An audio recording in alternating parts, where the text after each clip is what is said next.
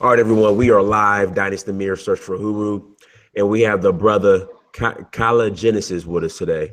And we're going to be discussing, and I know we've been discussing the topic of Liberia.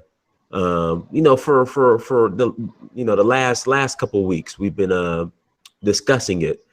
And the reason why I think it's so important is because we'll take South Africa for example.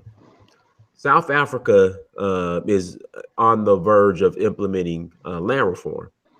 And already, they're being told that if you get rid of the white farmers, you will end up like Zimbabwe. So you should just quit and just be happy with the white farmers just be thankful that they're feeding you guys. So then usually when you hear of Black Americans speaking about repatriating and returning to Africa, was thrown in our faces. Look at Liberia. Look how Liberia ended up. You Black Americans, you had the opportunity with Liberia and you ruined it. So you guys should just be happy in America. And by all means, if you ever go back to Africa, don't even consider or even think about, doing anything as far as, starting your own government or, getting involved in anything as far as African politics. But when you really start to peel back the layers on Liberia, Liberia was a success story. I mean, and correct me if I'm wrong, Caligenesis, we have a country that was founded by freed slaves. Right. Correct. What was a economic powerhouse? Am I correct? Yes, it was. Okay, until the coup d'etat or whatever you want to call it. Yeah. Avoided colonialism. Now, here's another one that no one speaks about because they always talk about Ethiopia being the only country in Africa that's never been colonialized. Now, Liberia has not been colonialized. Am I correct? Correct. And also, that's not true about Ethiopia because Ethiopia was a kingdom. It wasn't a republic. Okay. And not taking anything away from Haile Selassie, great man. Not taking anything away from the Battle of Adua when they defeated the Italian army in 1898, and then Mussolini avenged that. But actually, Ethiopia was invaded by foreign troops by the Italians. Okay, so the idea that it was never Liberia never had hostile foreign troops on its soil. It successfully saved off many attempts to be colonized because the British wanted Liberia really bad. For one reason and one reason only, right? For one reason only. The British had convinced the majority of Africans that they could never govern themselves, that no black race man could govern himself in modern times. You were 300 years away from governing yourself, okay? But then when the Africans look over on the corner of Africa, right there in the Gulf of Guinea, going into the straits of to the Bight of Benin, going into the North Atlantic, there's a republic sitting right there on the coast, right? Mm-hmm. Ruled by black men that look like them, who had modern buildings, who had a government, who had a black army, black navy, black coast guard, had all these things going on. And they got colleges because Liberia educated almost all the young nationalists on the continent. That's where they went to. They went to Liberia. Kyla, real quick, you're going in and out just a little bit, brother. Okay. I think it's this mic I got on. People are telling me that lately. I think we had a problem yesterday, didn't we? Yeah. Okay. Can you hear me better now? Go ahead and talk, but it's a little bit better. Okay, hold up. Okay, can you hear me now? Yeah, there you go. Perfect. Okay. So therefore, the thought of having a black country on the coast of Africa, where black people from America ex-slaves govern the country, and not only that, the tribes of Liberia peacefully joined the republic because every last single one of these tribes had a chance they could join the local colonial administration, the British or the French in the area. They chose to pledge their allegiance to Monrovia. That's big. Voluntarily proposed to say, look, we want to be part. They saw what was going on in French Africa. They saw how the British were doing, right? They said, we'll take our chance with the Black Republic. And actually, people don't know this, but Liberia used to be 3 or 4 times the size of what it is now. Okay, Liberia had lost most of its territory by the British and the French, right, encroaching on its territory. And what happened was it had one barrier, the hinterlands, right, which was impassable, inhabited by the most hostile tribes on the African continent. You know, the hinterland tribes of Liberia were the toughest tribes on the continent. That was an impediment, and the Liberians proper was the coastline. Was a 300 at first was a 600-mile coastline, and then it lost like 200 miles to the French in Ivory Coast, right? So it became 300 miles of coastline, and they controlled the riverway with seven rivers that emptied out into the ocean. Liberia built forts, they built piers, and they fortified the coast. So they controlled. One thing they did was they cut off the interior from the coast. That gave them control over the coast because as long as there was slave ships coming up and pirates and everything, they knew they were in danger. So they cut off the interior tribes from the coastline. So they gained control over the coast. So the British took and the French took all the land from the interior, and so they had that one area boxed in, 43,000 square miles, which is present day Liberia. Okay, and so therefore it maintained its sovereignty. That wasn't good enough, right? The British wanted Liberia to be colonized, so it kept asking the United States, "What's your status with Liberia?" Right? The British would tell the Africans on the continent, "No, Liberia is a colony of the United States." The United States emphatically said, "No, we don't have any relationship with the United States other than just any normal country." The British then took this as okay, Liberia is not being colonized, so let's make a move. The United States, give credit where it's due, sent warships to the region and said, "No, you're not going to colonize Liberia." I think, and I can't prove this, but I think several administrations of the United States had plans for Liberia to send black people back, but it never panned out. You had the assassination of William Kinley. You had the Spanish-American War and the war in the Philippines. America was spending in the Pacific. They didn't pay much attention to what was going on in Liberia. And then you had World War I, World War II. So America really wasn't really involved in Liberia as people think it was, okay?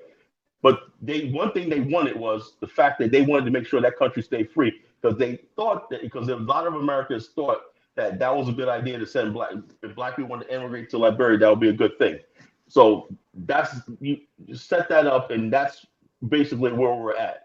Hey, Calaginis, can you as far as can you speak on the role that Booker T. Washington had in regards to Liberia not becoming colonialized? Do you know anything about that? Okay, what happened was this. There was Booker T. Washington went to Theodore Roosevelt, and he was talking about his Tuskegee institutions, right? Mm-hmm. And there were several investors and philanthropists. And Theodore Roosevelt told him, said, "Look, why don't you take your Tuskegee to Liberia? They really need it over there, okay?" And so it was Booker T. Washington, and give credit, I'm not a fan of W.E.B. Du Bois. He also went and said, "Look, a lot of prominent black people in America said, look, we have a vested interest in keeping Liberia free, even though a lot of them didn't support immigration. They wanted to see the Black Republic free." Okay, so Booker T. Washington built what was called Booker T. Washington Institute in Liberia, which is still there now. Okay, in Kakata, Liberia. They call it BW Institute, Booker T. Washington Institute. It's Booker T. Washington, but they call it Booker Washington Institute. It's a technical industrial school that trained many Liberians for generations in technical arts. And not only that, there was another institution of technology and development called the Ricks Institute. Beautiful. If you look at it now, the Ricks Institute, it was you would think you were looking at a nice rural area of Virginia. It was a whole bunch of buildings, look like Tuskegee, a whole bunch of buildings, and they trained both American Liberians and indigenous people in the industrial arts, the sciences, and all these things. It was built by an African American named Ricks from Virginia. Okay, so we had all this going on. People coming over doing missionary work, and the Republic, by the turn of the 20th century, had caught up with the rest of the world. Oh wow! Had miraculously had caught up with the rest of the world. Now the problem was Liberia had to enter an industrial age. For that, you need a larger population. You need capital. You need banks and everything. And Liberia was an underlying debt. But the country as itself, as a republic, when you look at it, it looked no different from any part of the rural South of America. So therefore, when you look at people say, okay, they built a republic. They built a republic. They had no wars. They had safety. They had peace and tranquility. Liberia had one of the lowest crime rates in the world. They Hey, said, Caligenesis, I hate to cut you off, but I have to, because the brother Theo West is in the chat room from Afri Synergy News. Uh, he made the comment. If you could just please address it, then get back. We'll get yeah, back on sure. track. But this is important. We got to talk about this because this is the question or comment that always comes up. Yeah. Very good, but some of the blacks who resettled to Liberia also, in some respects, became practitioners of what they were once victims of, That enslaving let, other let me say something. But first of all, when they say enslaving of the Africans, that's a very vague and abstract thing. You know what I'm saying? Notice how it's very vague and they never give you specifics. Ask them specifically why they enslaved them. Theo Most West, African, if you're still there, if you can answer that in the chat room, go ahead. okay, most African Americans, right, who settled there were farmers themselves. Okay, you Uh-huh. had two different types of African Americans who settled back in Liberia, right? The first wave of Liberians came in through the Presbyterian and the Methodist ministry and all these other things. They primarily were lighter skinned black people who came and they were closely, the elite of black society in the 1820s, right? The 1820s, 1830s, okay? Then over time, what happened was they settled on the coastal cities of Marshall, Monrovia, Cape Mount, Buchanan. They settled in Fishtown, and Harper. And then there was a whole another settlement called Maryland. That was separate from Liberia. That was almost the size of Liberia, but they settled in Maryland. It was called Maryland, Liberia. You had the city was called Harper, and then the main street was called Baltimore Street. Then over the time period, you had the descendants of ex-slaves settling there. People who basically their masters had died and were free, and they sent their slaves to Liberia. These were people who were full-blooded African slaves. They're full-blooded Africans. They settled what we call the upriver settlements. Okay, these people basically did not use indigenous labor. Okay, that's another thing. Indigenous people did not do the sort of hard work that the settlers did. In African society, women do the lifting and the hard work and stuff like that. The American Liberians from slavery, men do the hard work. So they brought that same mindset over to Liberia. You know, they got plots of land, they were given 25, 30, 100 acres of land and whatnot, and they went there and they took their whole families, they built homesteads and they cultivated the field. So how in the world could they basically enslave things? There wasn't that capitalist system that was in America. Slavery was based on capitalism in America. Europeans would capitalize, give planters seed to capitalize. They would take the cotton and sell it to the mills and everything like that. And it was a system built in. You cannot enslave people that are the majority. The indigenous people always were the majority. They always had the power. You know what I'm saying? They always had the power. They always had the majority, and they always used the threat of force. There was no American Liberia enslaving somebody that they outnumbered 15-1. You know what they want to do is try to discredit the American Liberians. You know their hard work. When I used to believe that too. So I started studying the country. You know these people were remarkable in their hard work. They were the hardest working people on the planet. They said, look, if we could turn this soil the way we did in America, we'd be successful, and they were. Each township was set up with their own mill. Their own mill. They would grow cotton. Cotton grew wild in Liberia. Okay, cotton and coffee grew wild over there, and so they basically planted cotton, cultivated cotton, sent it to the mills, and they had buyers in Monrovia that would buy the called the merchant princes of Liberia, and they would sell the cotton to Germany, whoever, and they had their own merchant fleets. You know, Liberia was a maritime country. So they were ship is good all over the world, you know, as far as to China, you know. So therefore, they didn't need the indigenous people for their labor because they did the labor themselves. So this idea that they were enslaving indigenous people, when the indigenous people did their own thing, they lived in their own village. That village like was not interrupted at all. You can go to Liberia right now. You can see in the hinterland, villages and everything are still there.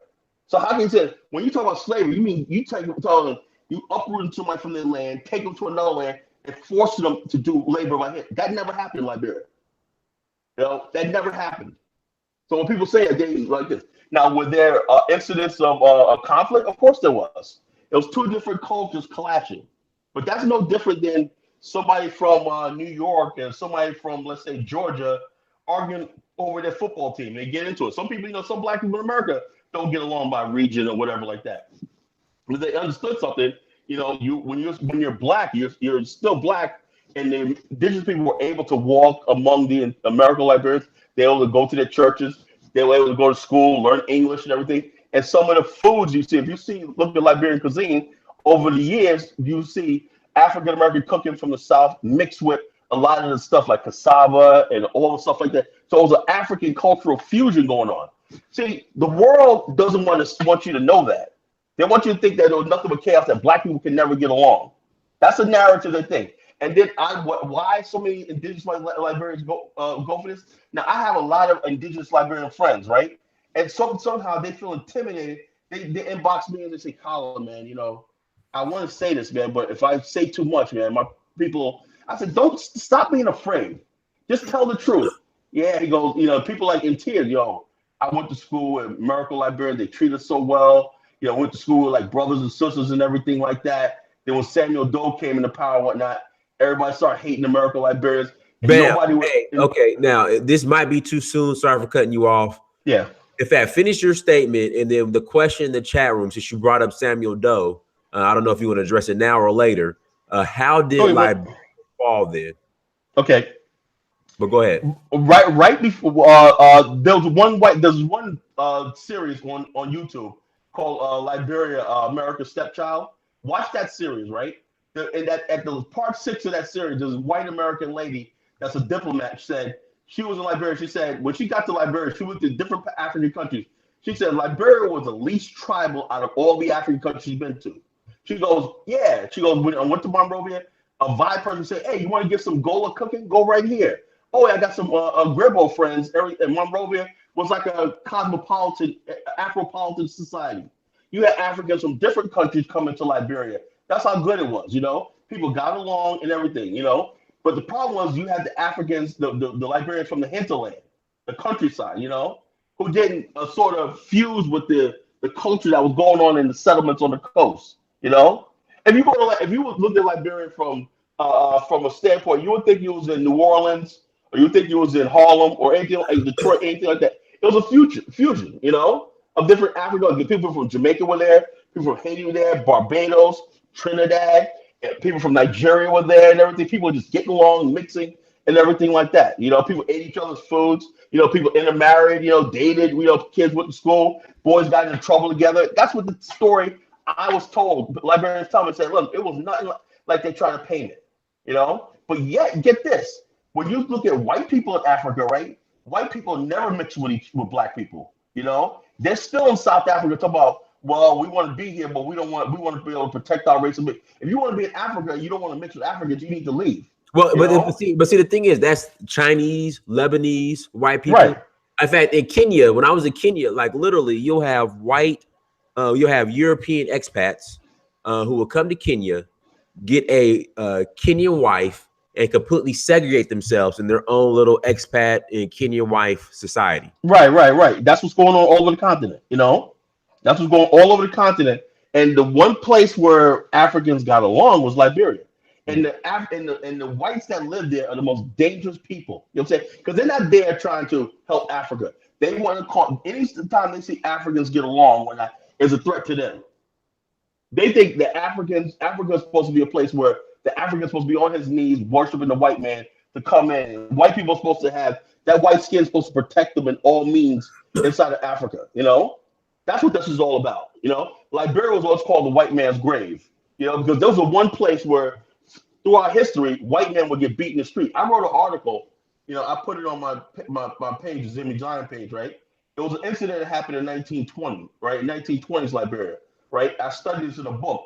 The book is called Black Colonial, written by a Jew. I'm not nothing against Jews or anything like that, but I think it's interesting how the people who are Zionists, right, who are so against Liberia, right, who said, well, they didn't assimilate fast enough. But the same Jews will never assimilate with Palestine, right? Right. Yet they will nitpick everything like what happened in Liberia. You know what I'm saying? And so anyway, in this one article, the one part, and it was about 1920s, there was these the Liberia was trying to get a loan from the United States, right?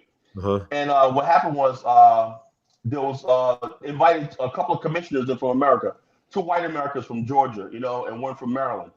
And I can't the names can't be. I'm not looking at the article. The names escape me right now because I'm not looking at my computer. Anyway, there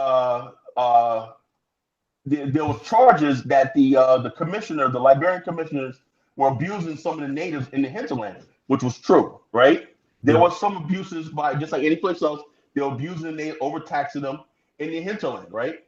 So what happened was this commissioner said, okay, they gave this white man commissioner to go investigate, right? And so what they said was, okay, he resists, arrest him, right?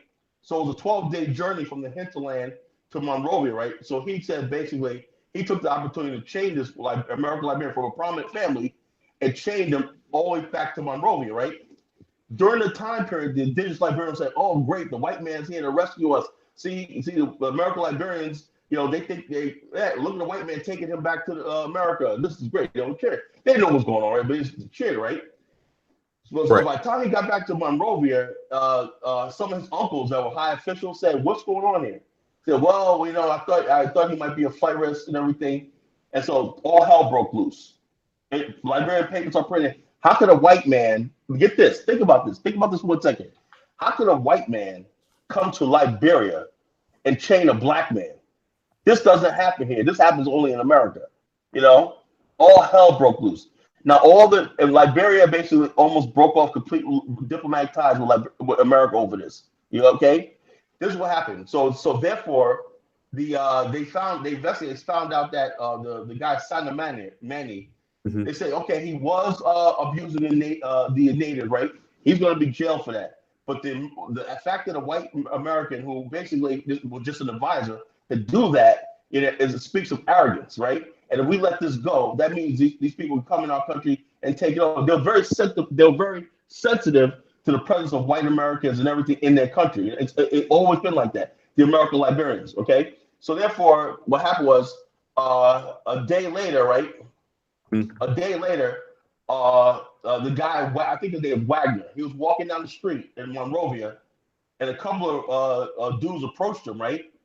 And so what happened was a fight ensued, right? And he knocked one of the black men down, right?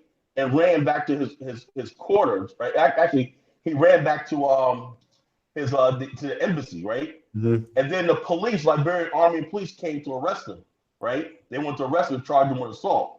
And so therefore, some officials intervened, right, and got him out there. Then they arrested him and chained him, right, and then they put him in jail, right, and then they accused him of living a life of leisure. They declared him persona non grata, completely humiliated him, and they basically ordered him out of Liberia in 10 days, and they slapped him with a $3,000 fine before they could release him. But that's just one of the examples of what happens when you don't have white supremacy backing you up. You know what I'm saying? That was just one of the things. One thing. And then there was another guy who came to Liberia at the same time was supposed to like deliver the loan, $5 million loan to Liberia. What Hmm. happened was in Baltimore there was a headline saying such and such is going to Liberia. The Liberians obey him and he's feared, and he's somebody that the Liberian sheriff's all about him. So what happened was there was an American Liberian inside of in Baltimore, right, who took that headline, right, and sent it back to Liberia, right, ahead of this white man coming there. The Liberians printed that in their press and they went crazy, right? The guy went there and they said, you know something? We don't want your loan. Okay? They kicked him out of the country and said, look, we don't want any white American loans. We don't want anything to do with this America. They said, forget your loans. Our sovereignty and our dignity is way more important than that. Can you tell me any time in our history where Black Americans been humiliated and was able to respond like that? No. No. What's the difference? They have a republic. You know what I'm saying? When you have a republic, you're on your own land. You're in some sort of position of strength. Not Right. always. You at least have some sort of position. You have a right to see who you deal. We have no Black people in America have no power over who we deal with every day. You know what I'm saying? It's just they just come in, do whatever they want to, say whatever they want about us, do it right about us, say things. We are what they say we are. You know what I'm saying? But Liberia, it was different. That's what the significance of Liberia was. And all the other African countries knew about these incidents, right? Where white Americans, Germans, whoever, English, especially English, were checked when they came to Liberia. They said, we want that. Because when the white man comes to our country, they sleep with our women. They do all this stuff. They act like kings. When they come to Liberia, they're tipping their hat. They're walking across the street. They're walking to the side of the road. We want that in Africa. That's what it means to be free. You know what I'm saying? Calagenius, real quick, if you don't mind me asking, can you? Yeah. 'Cause people are bringing up in the chat room the Firestone incident. They're saying Firestone or the rubber was a prime example of the indigenous being enslaved. Can you All right. speak on the Firestone? Let me say something. There's a couple of videos out on Firestone that I can show you about. Right. Let Mhm. me say this about Firestone. The Firestone rubber came in there in the 1920s as an exploratory. It took like 15 years for it to get off the ground, right? It Mhm. didn't really Firestone really didn't start kicking really until after World War II. It was almost 20 years, till like towards the end of World War II. They came there like 1923, right? Doing exploration. Harvey Firestone, Akron, Ohio, came to Liberia, right? Right. He said the British had monopolized the world rubber industry, right? They said they needed a place where they could get rubber from that they control. There was an assumption in America that somehow, whatever, because they made the assumption that they were dealing with American Negroes when they were dealing with Liberia, right? This Mhm. is this thing. Harvey Firestone went over there, right? Right. And he thought he was gonna lock the deal down. I'm gonna go over there. Okay. He saw all this lush land, tropical land, excellent for growing rubber trees. The plant one. So when you grow rubber trees, it takes when you plant the tree, right? It takes about 7 years for the tree to start producing sap. You know. So if you plant the tree, you got to put so many a day. By Right. 7 years of cultivating that tree, the tree starts producing sap. Then it keeps producing sap every day. But you have to have at least a minimum of 1 million acres of trees under cultivation. Okay, so it Mhm. needed large scale cultivation. What happened was this: was the British were trying to colonize Liberia at the time. Liberia Right. was in debt, right? Now this is very careful. This shows you. I'm going to show you how diplomatically savvy Liberia was, right? Mhm. There was an incident. I'm going to talk about this. There was an incident in Liberia called the Fernando Po incident. You ever heard of that? No, I have not. Okay, well you're gonna hear about it because somebody's gonna bring it up. I know somebody's gonna bring it up in the chat room, right? Okay, the Fernando Po is an island called Bioko, right off the coast of Nigeria, right now, right? Okay. It's an island that the British was using to battle the slave trade, right? And for hundreds of years, it was used as a slave uh, uh, port. It's an island, a beautiful island. It's South. So those islands are some of them are abandoned. Oh my God, they're so beautiful. Those Right. islands off the coast of Africa. Mhm. Anyway, Fernando Po, the Crew tribe, right? They're the seafaring tribe. Right. The crew. The Crew tribe have always been allied with the British and the Spanish and sailing on the ships. They're the ones that gave the British, the slave traders, a lot of information on Africa, what tribes did this for hundreds of years. The crew wore special markings for hundreds of years, signifying by all European powers that if you see those markings, return them. So Mhm. if you happen to capture a crew tribe slave, they wouldn't. Nobody would touch the crew tribe. So that gave the crew protection, to walk to do whatever they want on the coast. They will seafaring, they will sail their canoes far miles out to sea, right? Mhm. One of the islands that they always went to for a couple hundred years was Bioko, Fernando Po. The Spanish called Fernando Po. The British used it as an anti-slavery base, right? When the British pulled out, right, the Spanish took it over. The Spanish took this island and started growing different things on it. It started growing cocoa, started growing different things. Now, the Crew tribe out of Maryland County, right? There was a system that was going on where the chiefs would basically charge a head count, right, for all the crew labor that went to Fernando Po. Okay, so therefore, Liberian government said, wait a minute here. You can't just conduct business with a foreign power. We want something in on it, right? And to be honest with you, there was a lot of corrupt Liberian officials, right, that got in on it. So in other words, basically, the Spanish wanted 100 men this month right here. Okay, we're going to charge this right here, head count. So they shipped to Fernando Po, worked on these things, very little pay, grueling labor, and everything. They weren't slavery, was very grueling pay, whatever like that. This labor pawn system was done all over the world, right? It was done in Mexico with the United States, right? The plantation. It Hmm. was done in Cuba. It was done. The British brought people from India and Pakistan to build the railways in Uganda. The British brought these people from Pakistan and India and Malaysia to South Africa to work in sugarcane fields. So this went all on, and I don't even want to tell you about all the millions of people who were actually forced in the Congo, right? So I'm gonna set that up for you, right?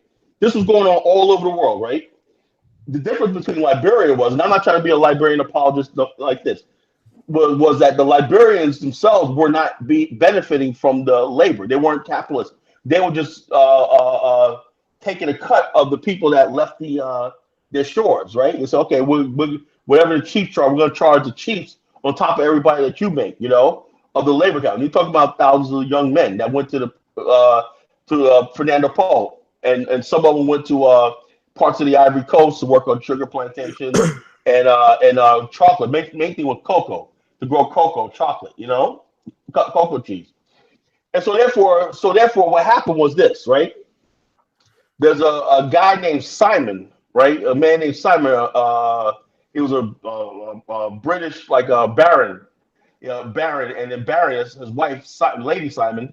They basically had dibs on Liberia. They said, something that would be a great place to set up a little thing. They had this. They said, "Oh, what a charming, delightful."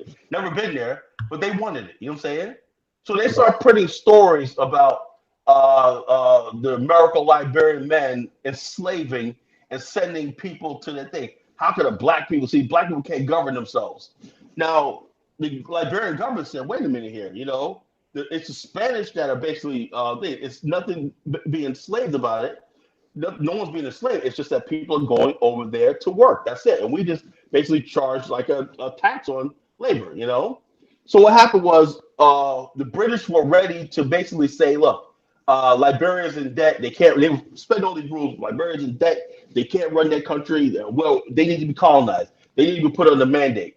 And you know something? They wanted to give Liberia to Poland of all countries, a poor country in Europe, to govern, Hmm. as a Poland, get Poland, you know, and so the United So States that you saying Poland was on the verge of colonializing Liberia? well, there was some deal that they wanted to break Poland away from Germany at the time, Hmm. get Poland on Germany on the western side because they needed Poland because they wanted to stop the Nazi fascism from trying to go to do what they wanted to do, building that rail line from Berlin to Baghdad.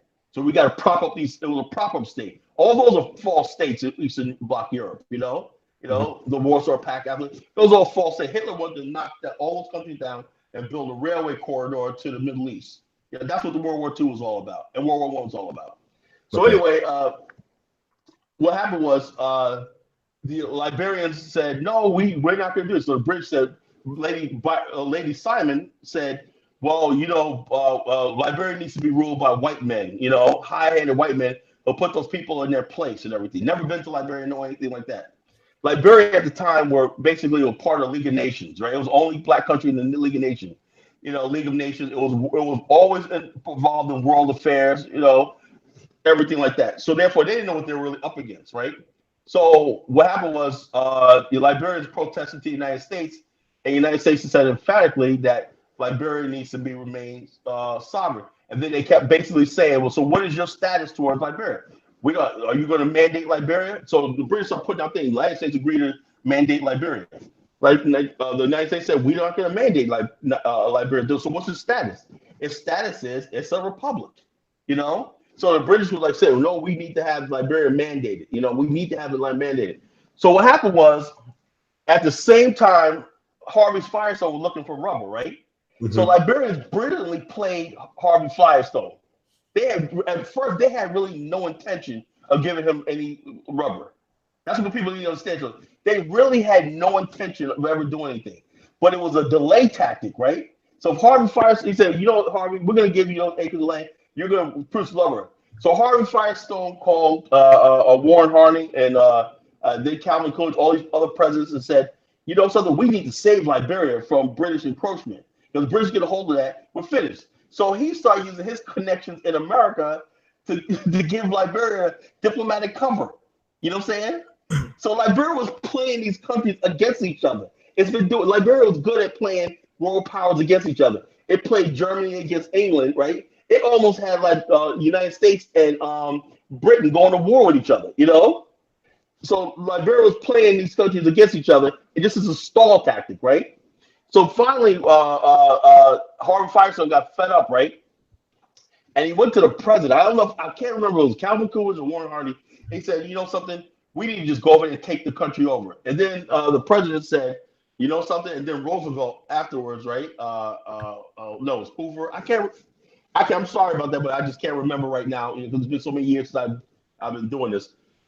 They said, no, you're a private businessman. We're not going to use our U.S. military to take over a country, right?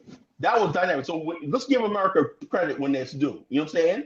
They said, Mhm. no, we're not going to do that. What you do in Liberia, they said, I spent millions of dollars and not getting anywhere, right? So he comes back to Liberia with hat in hand saying, what can we do, right?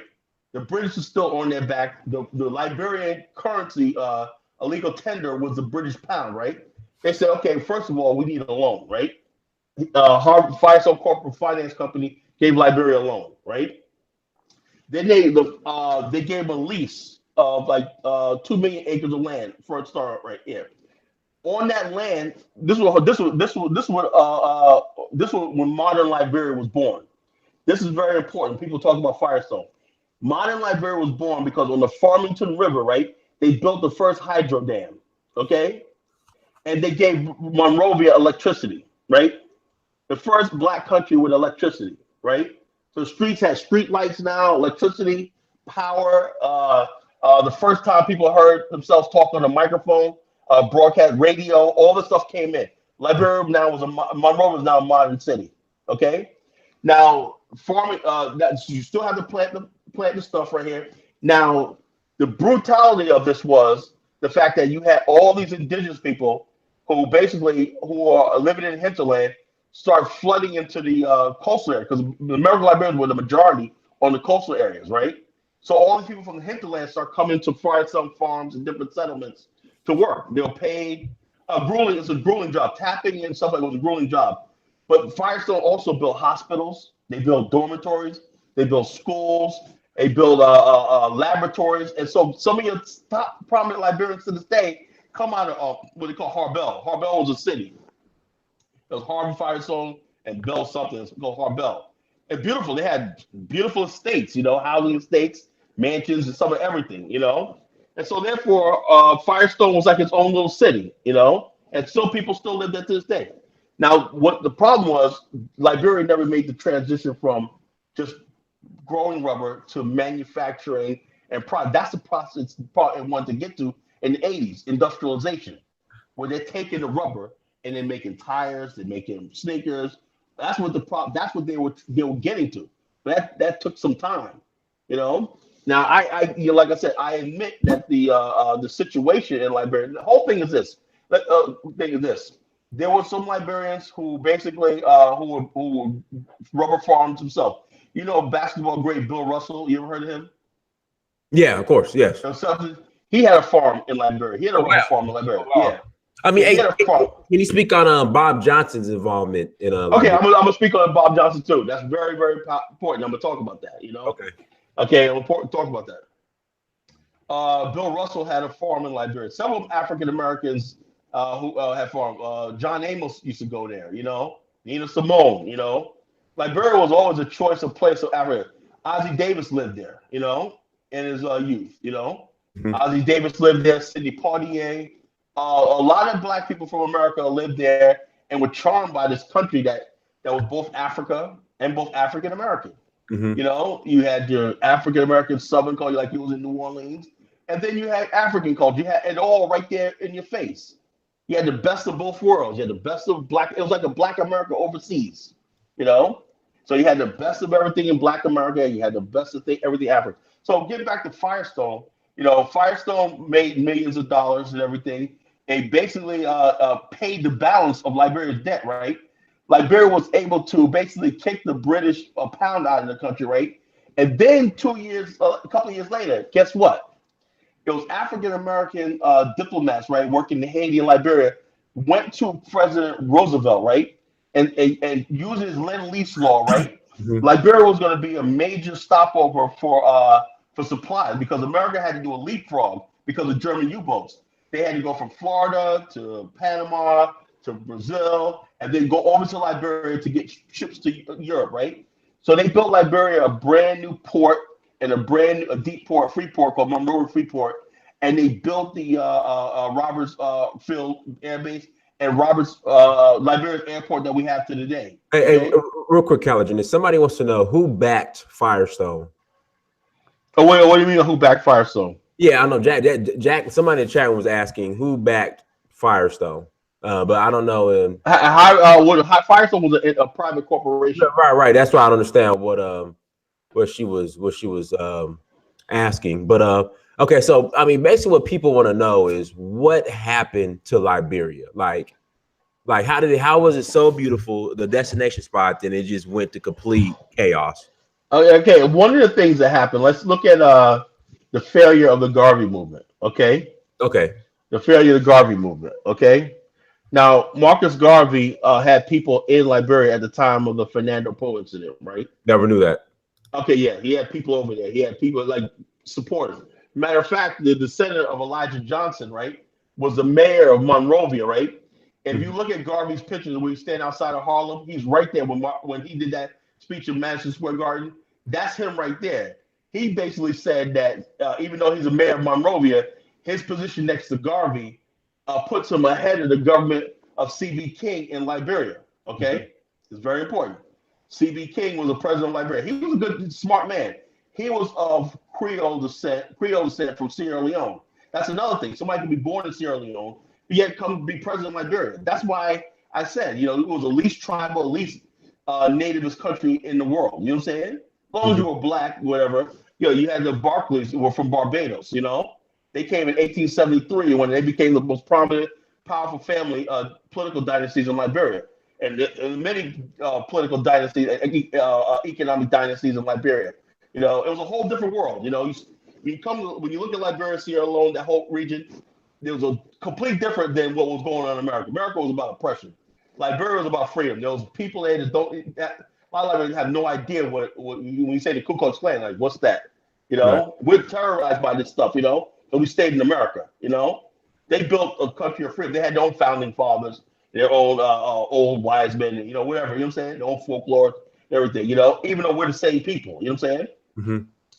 So Marcus Garvey wanted to see. Let me say this.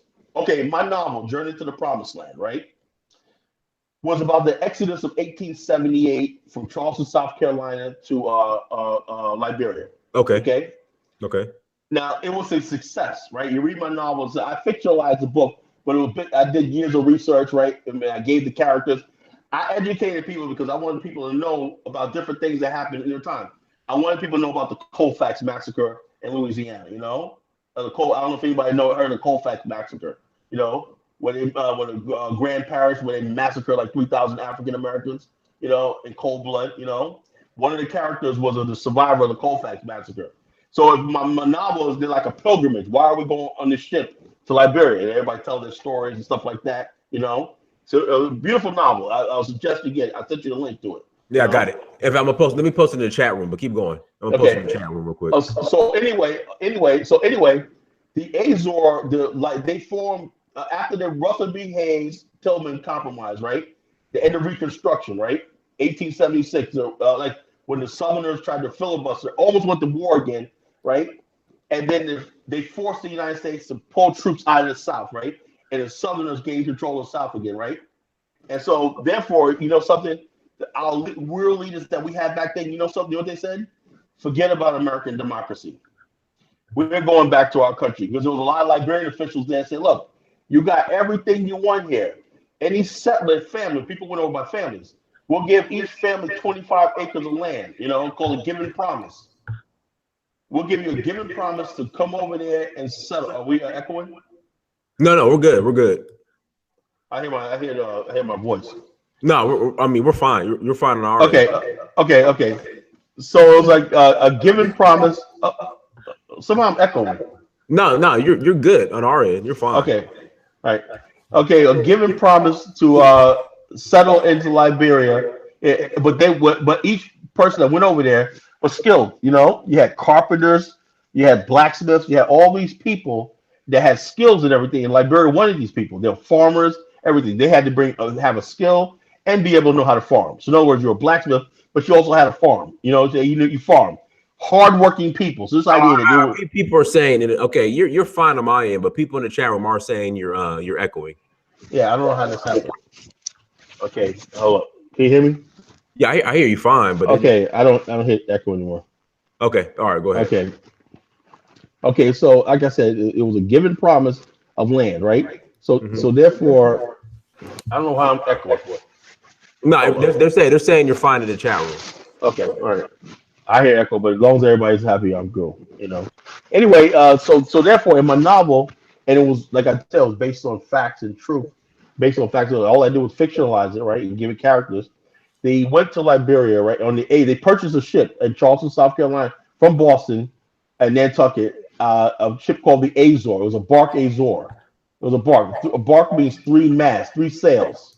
You know, three sails. And so I had to study shipping. I had to study all that. Okay. And so therefore, they brought the ship down to Charleston, right? And then they had a christening. They had all the stuff like that. And they formed this company called the Liberia Excellence Association, right, in 1877. All right. So they said, look, we had enough. Uh, we're gonna spend the next 100 years getting our people out of this country.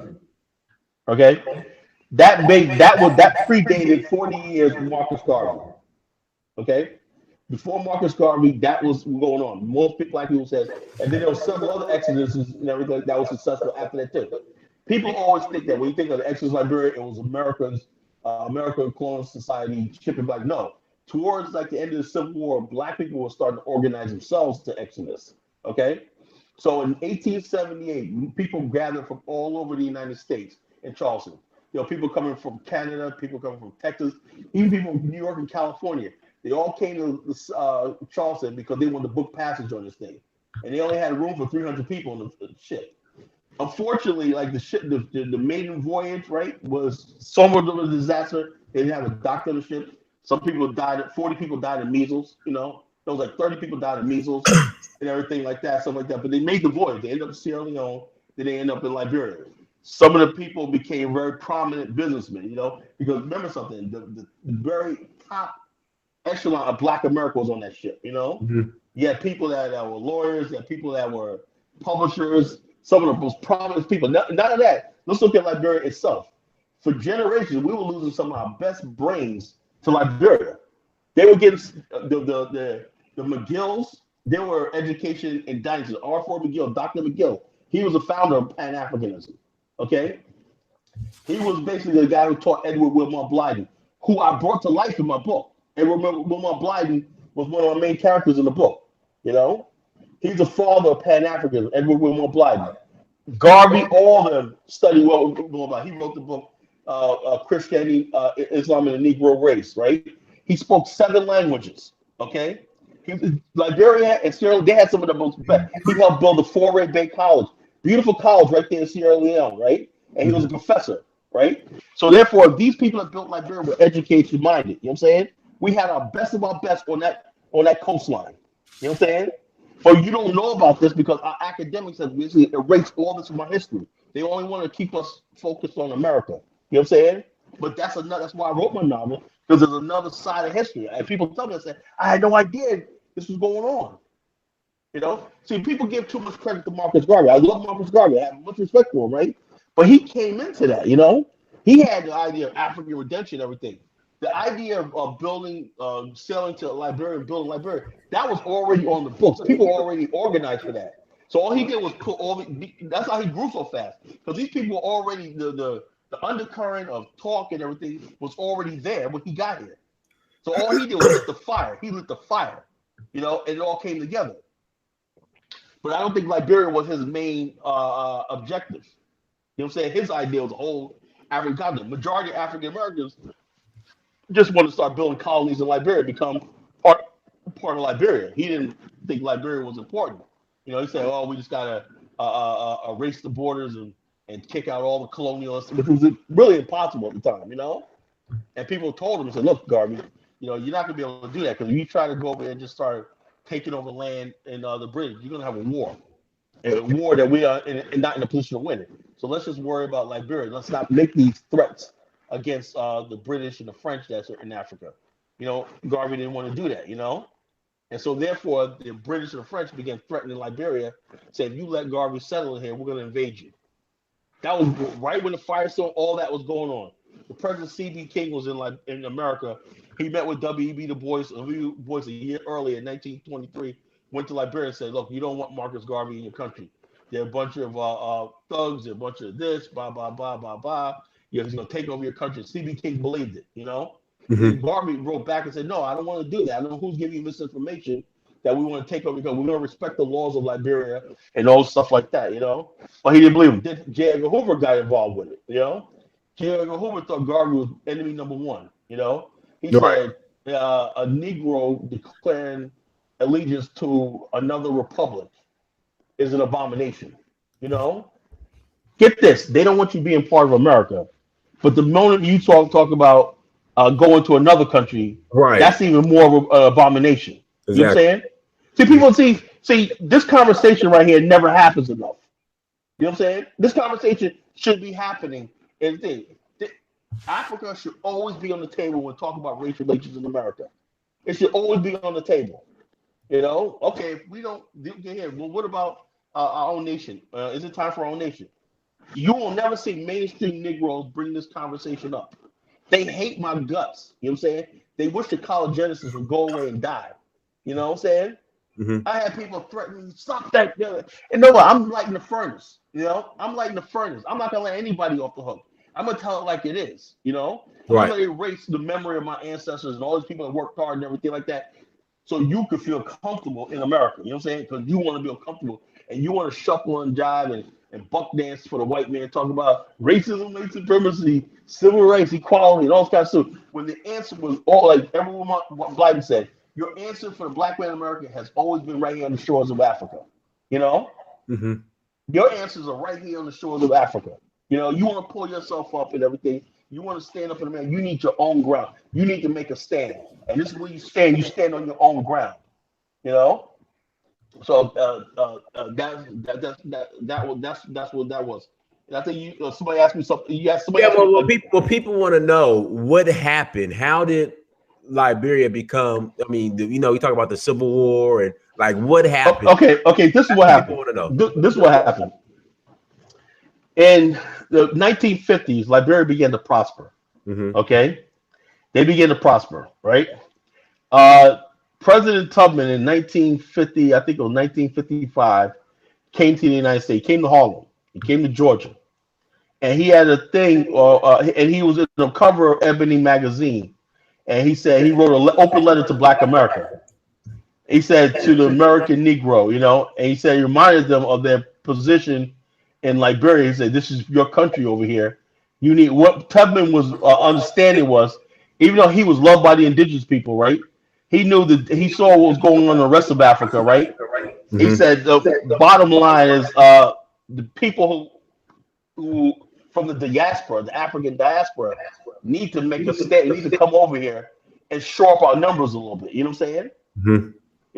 Because he said the indigenous people, he knew they want power. And that Right. power means they want the American Liberians gone. You know what I'm saying? Mm-hmm. See, when people talk about when you and I probably don't even can't fathom the idea of hatred by we're all black. Why not? We're all black. Let's get along. You know, but Africans don't have the same worldview we do. You could, when I'm studying a little more, I could see how the Fulanis in this group would kill each other, the Hutus and the Tutsis and everything like that, because they haven't been socialized by being a minority group like we have. We were forced to be with each other. So fighting each other over stupid stuff doesn't jive with us. But the thing is, in Liberia, in the 50s, what did you have in America? You had integration. You know, Right. America starting integration, right? There was still, do you know there were still African Americans who were immigrating in Liberia all the way up until 1980? There are people No, that still go. Yeah. Oh yes, yes. My sister. What's her name?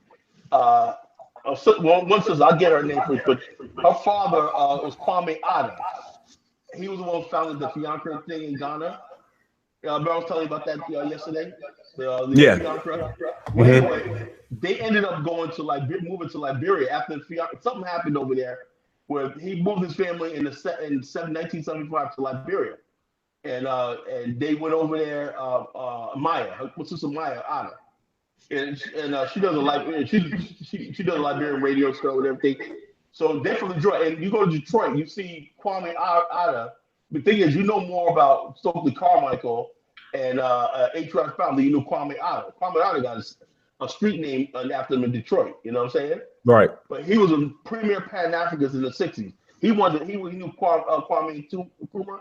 They wanted to build a state. They wanted to build a real state in Ghana for Black America. You know what I'm saying? That's how radical they were. But it didn't work out because after Kwame Nkrumah got thrown out of office, and things take its course, and he ended up moving his family to Liberia. He said, "Man, this is where we should have went all along." So those people coming from like America to Liberia throughout the '70s, the '60s and '70s. It was a bastion of Black America. Muhammad Ali went there. Well, so many people there from America living there, buying farms, everything like that. Well, you got the people in the Hinterland tribe, people who are neglected. One of them was the Kron tribe. Okay, that's Samuel Doe's tribe. Okay, Hmm. uh, by 1979, right? What happened was uh, President Tolbert had this thing called the Rally Time. Rally Time means Liberia was going to produce all this rice and stuff like that itself. It was going to stop importing and produce its own rice and everything, right? Uh, a year before that, 2 years before that, President Tolbert went to the UN and spoke out against Israel, against the Palestinians. You know what I'm saying? Now, Right. before that, there was no internal problem, right? That Uh-huh. same year, a guy named Barkus Matthews was sent from the United. That's another thing. Most of Liberia's troubles, right, came from the United States. The CIA were, because I have Liberians tell me that they got approached by CIA. See, these people, so CIA think they're so smart, they're so stupid. They don't Right. understand. Most of these people end up coming to me, and I got all the evidence against them. They say, "Yeah, Hmm. okay, yeah, well, everybody gets approached by the CIA. They take you out to lunch, they fill your head up, and this, that, and the other thing. You know what I'm saying? They give you money, whatever, like that, and they come through the Peace Corps. You know what I'm Oh saying? wow. Okay, it Yeah, makes sense. the Peace Corps is a arm feed information. And I'll show you evidence one day. The Peace Corps feeds evidence, and spies, a spy network under the guise of helping people. It tells you where the roads are. It tells you where the jungles are, where this, that, and the other thing. What tribes it is. So the CIA and the military coming in, they got all this information collected for the Peace Corps. You know, and people in the Liberians used to tell me this. They said in the '70s there was so much of these white men coming in Farmington, sailing up the Farmington River with boats and everything. And they're like, what are all these white men doing in the country? Like, not mixing with the locals, but just going around, this, that, and the other thing, talking to select people and everything. So that was a season there. Now, when Tubman ruled Liberia, he had this thing called the public PRO, public relations officers, right? He basically what they did was they kept tabs on everyone inside the country who was a foreigner or a civilian, right? And they will report back and make reports and everything. If a foreigner says something, can we hear? Oh, hear me good? You're good. Okay. When the so therefore he kept tabs on everybody in the country. He kept the country under a grip. Tubman, that Tubman is a father of modern Liberia. So therefore, he kept the country under a tight grip. Tolbert was more of a minister. He sort of loosened that stuff up. I really felt that Liberia was not ready for the liberal reform that he was talking about. It still needed 20 more years of that stern, hard, authoritarianism. You know what I'm saying? Liberia would have been spared right now. You know. So what happened was this. What happened was this. Liberia began Tolbert with the Firestone and did an audit. He went to Bong Mines, which was the largest investment in Black Africa at the Hmm. time. The largest investment, Bong Iron Ore Mine, was the biggest project on the African continent. Only Liberia could attract those sort of investments. Okay, Right. Long mind made Liberia rich. You know what I'm saying? But Tolbert said you still owe us money, so they did an audit. He collected millions of dollars from bombing mines, the Lamco, the Lumbers, all these concessionaires, and Firestone. Right? He did an order them, and the U.S. Secretary of State he said you're acting too high-handed here, and that's when the American relations are deteriorating with the United States. Right? But anyway, he collected millions of dollars. Right? You know what he did with that money? What do you He do? put it into public housing for poor people in Liberia. He built one of the first public houses in Liberia called Amilcar Cabral. You know Amilcar Cabral, the Guinea-Bissau liberation Yeah, president. he was assassinated, right? They built a public housing in his name in Monrovia. Okay. Okay, so therefore he had all this stuff going on, and doing all this stuff like that for the people. You know, built new schools, hospitals, clinics, and everything like collecting all this money for these foreigners, right? They don't Mhm. get away with murder before under the rest. He brought his own auditors and said, "Look, we're gonna make it right." You know what I'm saying? So anyway, the last straw with them was the fact that those Liberians that were importing rice from the United States, other people like that, and the Liberians, Thomas said, we have upriver swamp rice that we could grow, right? So they started building tractors and laying out pipes and everything. And so what they did was they put a tax on the rice that was imported, right? Mhm. Now his brother, his family was an importer. That would have hurt them, right? Now what happened was Right. like the people that were trying to undermine Liberia went to the illiterate people in the country and said the American Liberians are trying to starve y'all. And then they had this thing called the rice riots. They almost burned Monrovia to the ground in 1979. And these were the indigenous Liberians. The indigenous Liberians. The indigenous Liberians, well, most of them were not educated, right? It was the indigenous people that wanted power, right? Hmm. Tolbert said, look, your time is gonna come. I'm gonna retire at 83. I'm gonna hand this country over to a new generation of Liberians, right? The Hmm. old true wing party, we're gonna step aside and have multi-party direct. Just give us some time. You're not ready yet, you know? Hmm. And so therefore these people went around with the help of America. See, you have to understand what Africa. Nobody has plots a coup or anything unless they have the backing and the blessings of the Of the West. West, of course. You know what I'm saying? So anytime you Hmm. see a coup, it ain't because oh yeah they just decided to rise up and press. No, the United States decided that they wanted to change the power. You know. Hmm. Now another thing was happening with this. You had the Cold War. It was Liberia became the center of the Cold War. The How? Cold War. Okay, Liberia was this. Liberia had this station called the Omega Tower. You ever heard of that? Mhm. I have not. No. It was a huge tower that they built in the 1940s. It was a spy satellite tower in Liberia. It was controversial, because most Liberians hated it. They thought they were being spied on. And they had this thing called Elwa, Hey, internal hey, laws. brother. They're saying you're echoing again. Yeah, I don't know how this happened. Oh, let me do something. Let me take this headphone off.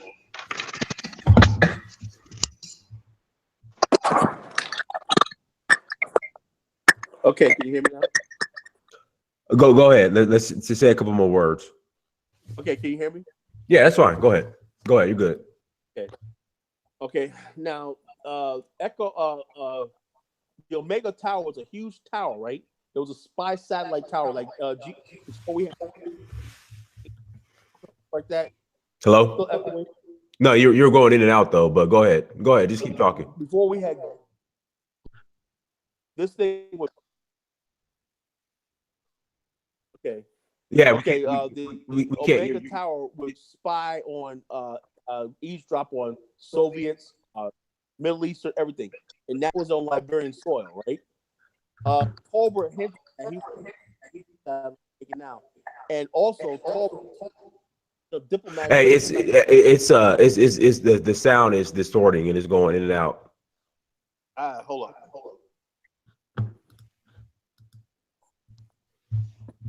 Hold on.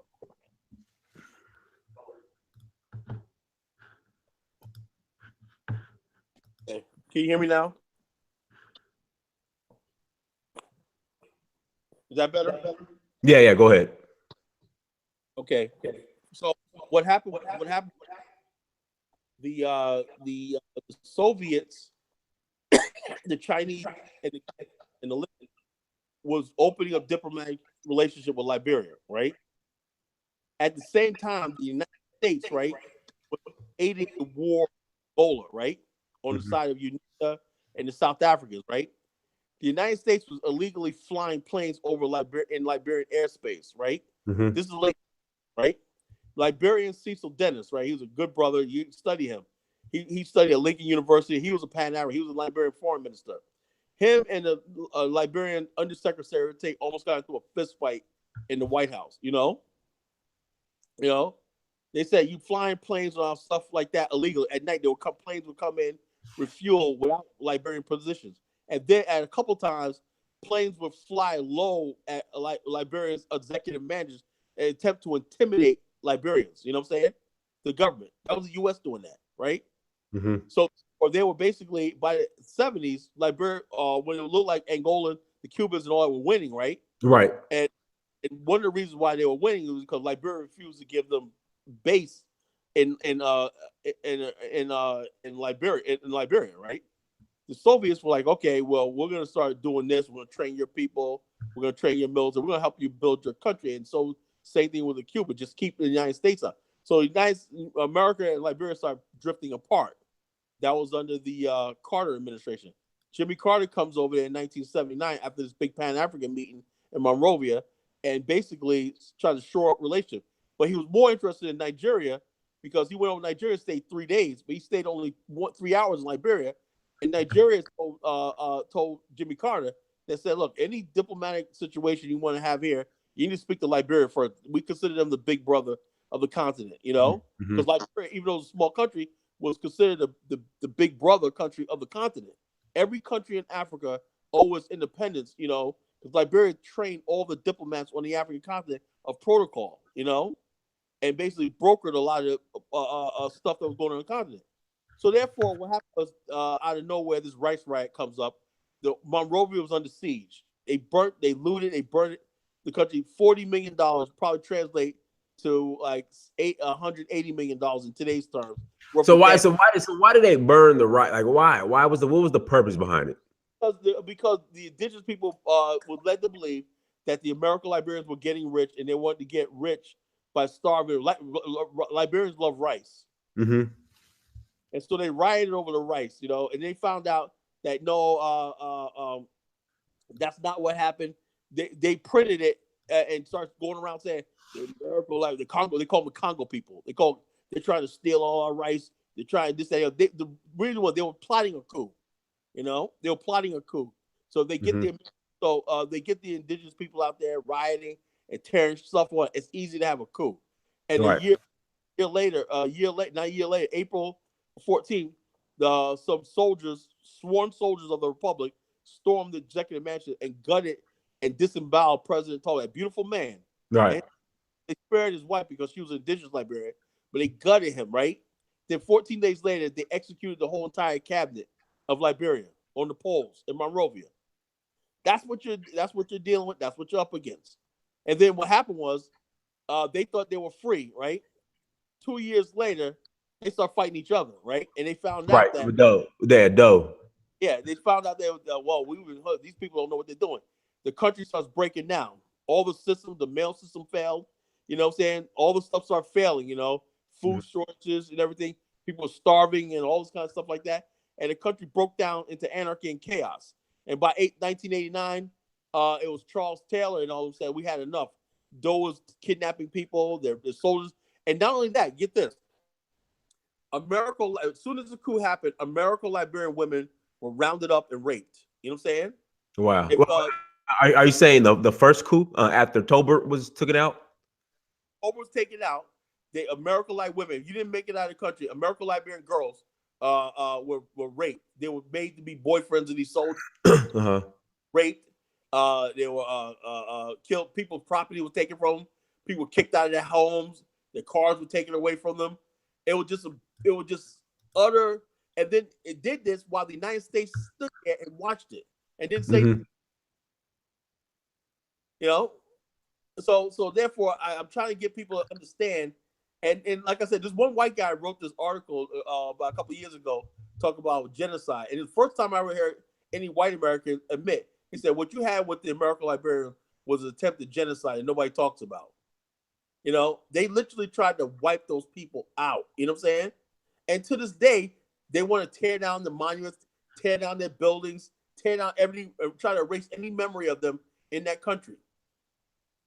But they can't because most of those stone structures still sit there. Once they try to, you see them try to break, you see them try to chip away and stuff like that. But I guess they don't have heavy enough tools to do it. Uh-huh.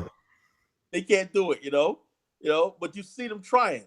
And it's sad. It's sad. They didn't want to embrace the country, and then when the war came, a lot of them are now here in America. In America, right? Now here in America around us. Right. And how do you think that make me feel? Let me give you them. My girlfriend's Liberian. She's a Liberian, She lives in Liberia, I love her, But the thing is, she knows. But most Liberians know what we're talking about. But the loudest ones sit here in America. They want to come here. They want to talk all this stuff. And then they still. And let's get back to Bob Johnson. Right. Robert Johnson, right? And I was listening. And everybody, Bob Johnson is the founder of BET. But go ahead. Now, Robert Johnson got the first airline service back to Liberia in 2010 from African Americans and I forgot her name. Well, I'm friends with her, but she's a consul general to African American lady. She's a consul general, honorary consul general from Sirleaf out of Atlanta, right? Mm-hmm. Went to Delta, and they got the first airline flights to Liberia. Right? Yeah, Delta used to fly direct to Liberia. That's right. It was African American. It was Bob Johnson. Bob Johnson said, "We're gonna make Liberia boom. We're gonna build more hotels. Yeah, I'm putting my faith in Liberia. I got faith in, And like I said, I was applauding this, that, and the other thing, but I had no idea that the Liberians would look at him like, "Oh, this is American Liberia trying to take us over again." Oh, goddamn. Now I'm not trying to make people angry. I'm not trying to take. Well, no, but we gotta, we tell the truth on here. So I mean, but now from understanding though, he still has the resort at the he still has the resort though. I think he does. He still has stake in it, but he don't do the day-to-day operate. He wanted more. He wanted to build more of them. Right. More of them and stuff like that. The resort is beautiful. You see it? I did. Yes, I saw it online. Never been in person, but I've seen it online. Now, let me tell you the background of Kendasia, right? Kendasia was commissioned by President Tubman, right? The cultural center, right? Now, Kendasia used to be a place where art, African dance and everything like that. Beautiful place. It was a cultural center, right?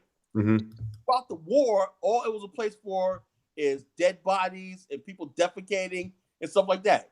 You have Liberians talking about that's sacred ground. And I say, well, how do you call it sacred ground when you guys were cutting people's heads off and throwing them on the beach, for years? Robert Johnson said that's a good place to build a resort. Now you suddenly want to reclaim it. You know what I'm saying? You're right. So therefore, it's a beautiful hotel. Because of him building that hotel, now you got a beautiful hotel in Farmington. You got the Royal Palm. You got Mamba Point. All these other people saying, okay, Liberia's a good investment. Had it not been for Robert Johnson, none of these people would have came there. Right. But we do a lot for people, you know what I'm saying? And we never asked for Liberia for nothing. All we wanted for them to do is accept us. That's all. Accept us, Let us come through out there. Let us help you out build this country up. That's all we ever wanted. But what I'm hearing now, right? There's probably some information. I'll put it out there. Robert Johnson basically just came to the conclusion that the Liberians never wanted to work with him. They refused him. He put $30 million in that country as a fund, as a good gesture of goodwill. Right. On top of the hotel. And basically they don't want to work with him. They just feel like, they would rather, and then one of the things he wanted to do, they gave him some person from Europe. They gave what? Gave it to some white person, something he wanted to build in Liberia. And they would just give him such a runaround and a hard time, and they let some other white person do the same thing. Wow. That's the way it is. That's what you have when you have no power. You know what I'm saying? It's 500 years. I think it's time for Black people in America It's not to say black. We need black African American power. You know what I'm Right. saying? Right. Looking at ourselves first. You know, we just all over the place. Oh yeah, black. No, we need to like just like this movie Black Panther. This showed you who we are. Now I say this question: do you think if they would have gave the budget to a Nigerian director, you think any African Americans would have had roles in that movie? You know? Uh, well, when you say like who would give them the budget? Are you saying the movie studio? Let's say instead of Ryan Coogler, they say went to Nigeria, Nollywood. So you guys make the Black Panther the one. Do you think that it would have been South Africans in there, different dialects? No, it would have been all Nigerian. You know? Yeah, if the movie was produced and made in Nigeria. Hello. Yeah, that's what I mean. I mean, yeah. If the movie's going to be made and produced in Nigeria, more than likely, yeah, it would be all Nigerians. Right. But the thing is, look at us, right? We made a point of making sure we include everybody, the lead actresses. You know what I'm saying? Mm-hmm. You know, always do this. We always make a point, and I love that. You know, they spoke the coastal language, right? They had different things in there. Everybody saw something familiar. Every African said, "Yeah, I saw the Kenyan thing," and you know, we did that. They did that strategically, so everybody in Africa can identify with something in the movie.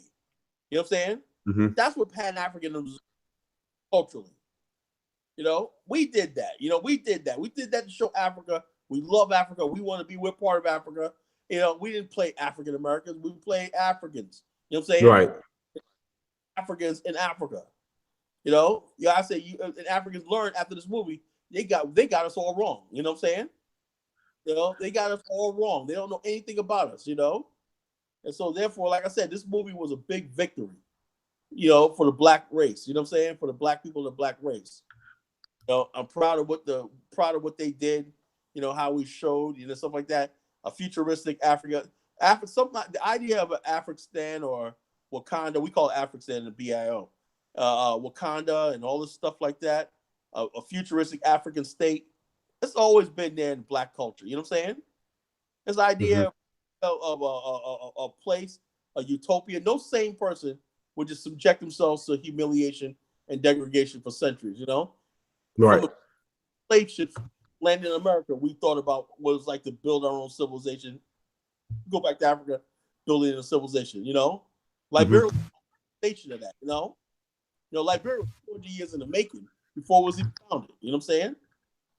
Mm-hmm. Real quick, can we get into a little bit Charles Taylor? So you had Tolbert. Tolbert gets taken out by Doe. And then Doe gets taken out. Like, did Prince Johnson and Charles Taylor work together? Like, how did that work when what happened was Prince Johnson had fooled Doe into believing, okay, look, the common enemy is the American Liberians. You know, they're the ones trying to take over. And Doe believed him, right? He got him out of his compound, and as soon as his men walked out, they fired on him. And they captured him. At the same time, Prince Johnson didn't have any ambition of taking over the country. He just wanted to get rid of Doe. Because he's seen so many people die. So many close friends that got killed. And not only that, Prince Johnson was a Geo. Doe was a crime. You know? And when Doe went up there, when Keopar had tried to overthrow Doe in 1985, right? In 85? It was 85 before that so-called election, right? In 86. Right. Doe responded and they were celebrating in Nimba County, right, in the north. Doe sent the army up there to slaughter a whole bunch of Geos. That's what Prince Johnson said. We got to go underground. We got to avenge that. So Doe had all these people gunning for him. And only thing he had around him was a crime. He brought his elders in the counts in the government, and they advised him to kill all non-crime people in the military. So they began killing non-crime people. And put all crime people in the high positions of power. Don't surround himself with nothing but his tribesmen, a modern, right. So therefore, and then what gets me is when you talk to Liberians, they don't take any responsibility for this. They still blame the Americans. They blame us. They blame Americans, and they also blame the U.S. They blame Sirleaf. They blame Charles Taylor. They blame Samuel Doe. and Prince Johnson. They blame everybody, but they will never say, there's something fundamentally wrong with us. Look at other African countries. Look at Rwanda right now, as beautiful city, Kigali. You see that? Right. City. How did they lost 400,000 people, you know? But now they realize one thing, right? And Liberians in West Africa will never figure out. Their enemies are not each other. Their enemies are the Belgian, the French, and these Europeans that are here, pitting us against each other. They're smart to realize that. Liberians will never. I tried. Some of them will. The vast majority of them love white people. You know what I'm saying? Okay, so let's get into the next question since you brought that up.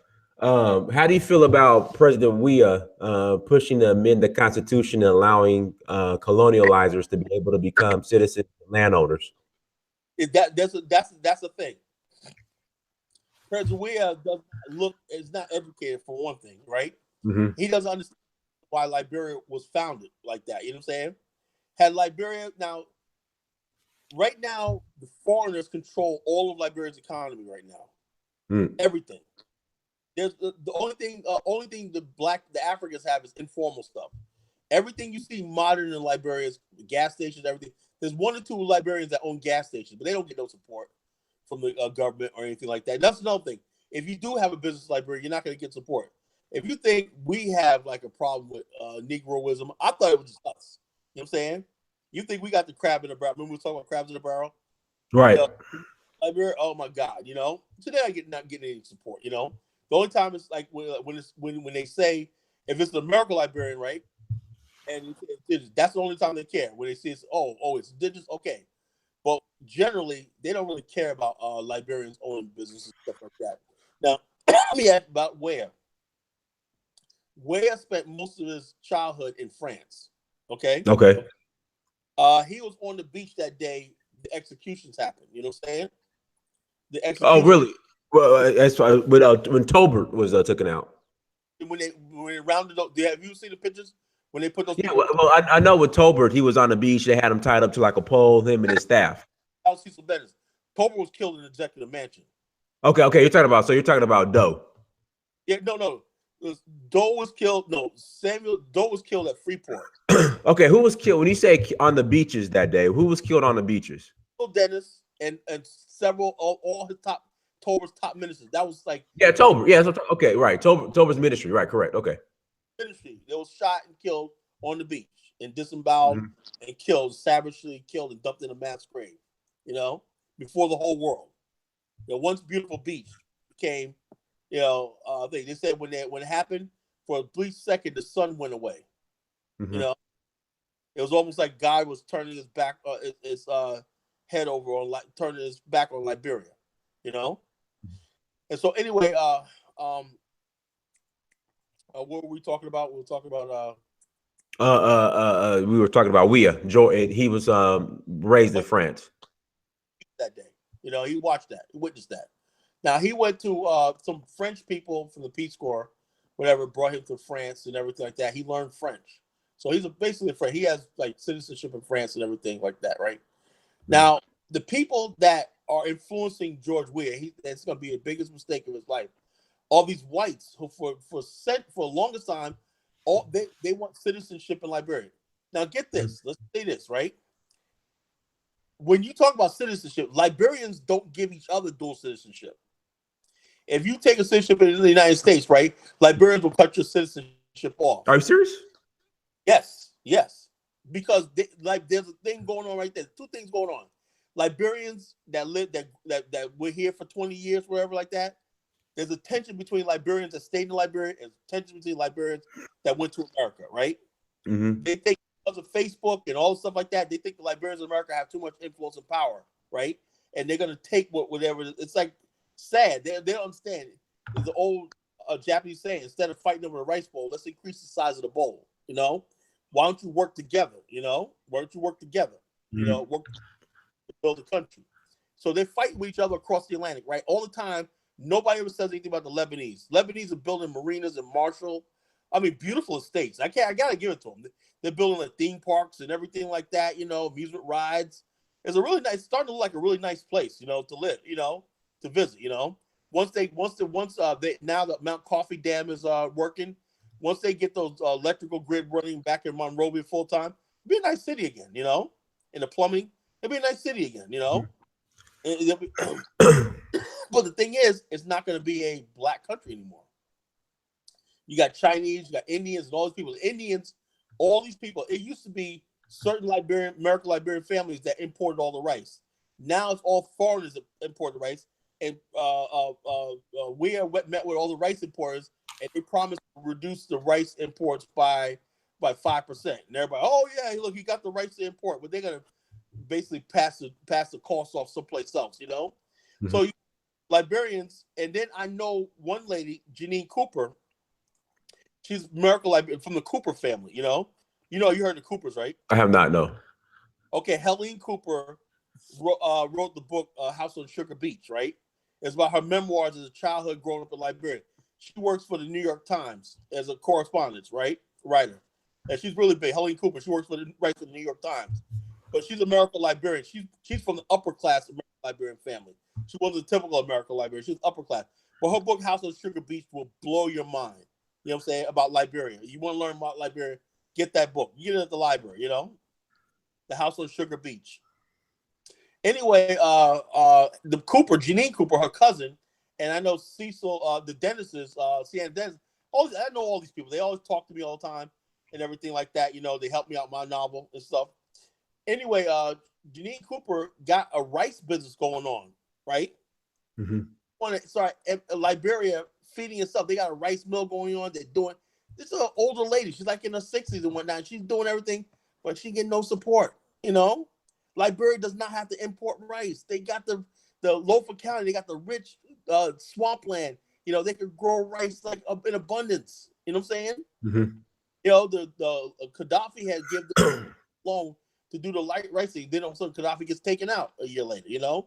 He gave the money for the rice project and everything like that to rice mill, everything like that for the farmers to grow the rice. And they have the mill there and everything like that. With tractors and everything, Mm-hmm. They're trying to build on that right now. So therefore, everybody talk about importing rice. Don't you understand you're putting yourself in danger? Africa has the richest fishing grounds in the world, but off the coast of Africa, you see all these vessels from all over the world robbing Africa's fishing ground. Right. Are still using canoes. They can't go so far out, and they just use, fish and everything. No one ever said when Liberia had the American Liberians had it. Stephen Tolbert had a modern fishing fleet, right? Called the Messeretto Group of Companies, right? He had all kinds of business, right? But one of the flagship businesses he had was a modern fishing fleet where they would go hundreds of miles out to sea and bring back shrimps, giant shrimps. I told you about this yesterday, right? Right. And they would package shrimp and sold them all over the world. Liberians have basically not done it. But then you have the indigenous people still got their old way of doing things. Okay, you want to preserve that? That's fine. But somewhere along the line, somebody got to say, look, we're going to start a modern fish industry, Mm-hmm. Because we don't want to be buying our fish, the industrial fish, the fish that's sold throughout Africa is not coming from our little nets. They're coming from big, giant fish factories off the coast. We got to get like that, But no one wants to do that, No one wants to do that because that's too much time and hard work and stuff like that. And that's why I said the worst thing they could have ever did was get rid of the American Liberians because the American Liberians with anything but modern. They thought in terms of modern progress. You know what I'm saying? And so Right. you basically Go ahead. I got a question for you, but go ahead and finish. Yeah, I said if you talk too modern in Liberia, they call you American Liberian, So Oh God. talk too proper, wherever they'll call you a Congo person, Mm-hmm. They'll call you American. Somebody wants to know, can you tell us about Thomas Wonkpa? Yeah, Kiapa. I told him about that. Kiapa. Okay. Yeah. That's what I was just talking about. He was basically trying to overthrow Doe. He had a plot to assassinate Doe, Mm-hmm. right? If his plot failed, right? Actually, he was winning, right? But somehow Doe got on the radio and said the coup had been crushed, right? And what happened was his Kiapa's soldiers stopped fighting. He was captured. Where he was trying to sneak to Sierra Leone, he was captured, right? And from what I hear, Doe killed him and ate part of his body, cannibalized him. Mm-hmm. in the executive mansion. They said his bloodstain's still on the wall. You know, Doe ate part of his heart and part of his testicles. You know. Okay, so since we're speaking on cannibalism, Yeah. now is it true that when I guess the Americos or Black Americans first arrived to Liberia, that a lot of the Liberians are participating in the slave trade and cannibalism? One of the disheartening things, because when you say stuff like this, you're accused of, stereotype, but, when, yes, it happened, and I say that with a heavy heart, you know what I'm saying? Not with some glee or not whatever like that. It happened, There's this thing called the cottonwood tree. Have you ever heard of what a cottonwood tree is? No, I have not. Okay. In the hinterland among the Pelly tribe and one other tribe, I forgot what, the Kron tribe, the Pelly tribe, a couple of tribes, right? Folklore, right? That if you take a 14-year-old virgin, bury her in 5 feet of dirt in a shallow grave alive, right? Mm-hmm. You plant seeds of a cottonwood tree, and you basically never cut a cottonwood tree because some spirits, whatever like that. It's on YouTube. You got this one guy went there, and this Christian guy said, "Look, that's an evil practice." They said when people say, "Well, we've been doing this for 100 years," and this was during the time about 2003 when the country was getting itself together, and they're basically saying you can't do that in the modern world, Right. So the problem was the American Liberians in the hinterland sort of called tribe by ordeal, something like that. That's one of the things they let these people do that. They didn't try to stop this stuff, in the hinterland.